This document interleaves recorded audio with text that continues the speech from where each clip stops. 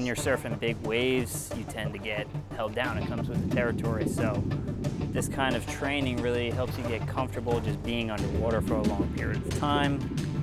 The Hawaiians have been doing that for hundreds of years.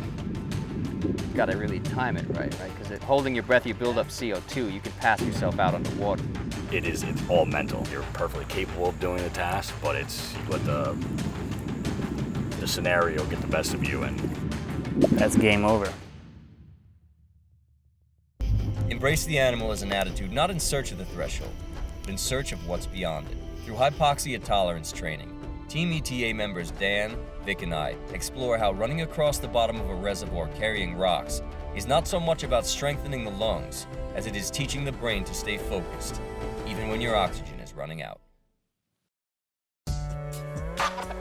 Of all the natural forces I've encountered, all of which have kicked my ass in some form or another over the years, at least one time, there's been nothing nearly as humbling as water. Underwater rock running. It's definitely a mental game. This stuff originated, I guess, in the 80s as a way for surfers to keep their heart rate low when they were stuck pinned down or trying to get out from underneath a big wave. I mean, I don't think it really originated there. I think the Hawaiians have been doing that for hundreds of years.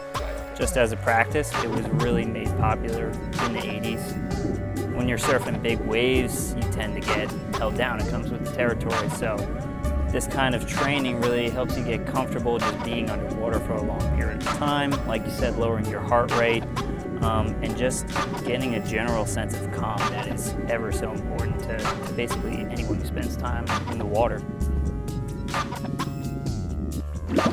You gotta really time it right? Because holding your breath, you build up CO2, you can pass yourself out underwater. Yeah, those moments are make or break for sure. I mean, in surfing we use the rip current to circumvent the break and just get out there, but you know, just based on the power of it, like I've ridden out there a couple times on a rip and I'm like, damn, if I didn't have a board or a wetsuit for buoyancy, I got sucked in here, like I'm a good swimmer, but sometimes like, this probably kills someone.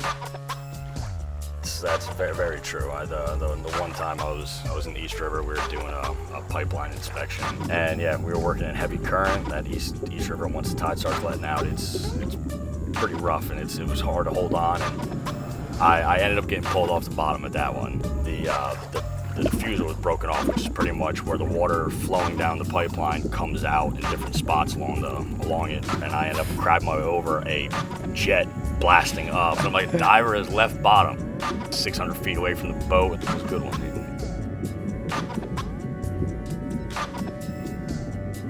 So longest you've been held under? Long enough to think that I was screwed. I had a board break, so no buoyancy. When you have just like a little piece of board attached to your leash, now you're just at the complete mercy of the ocean. So that was Hurricane Bill. I went for a wave that was way outside of my skill level, and the lip of the wave actually came down and I saw it snap the board, and I just got sucked in, and I thought I was toast because I was just under there getting worked. I was actually under for 2 waves, so I never beat it up in between the 2, and then I heard it all start again, so I just kind of chilled at the bottom and was like, all right, we gotta stay calm because I'm like, this is it. The mental edge is key. It's all mental. You're perfectly capable of doing the task, but you let the scenario get the best of you, and that's game over.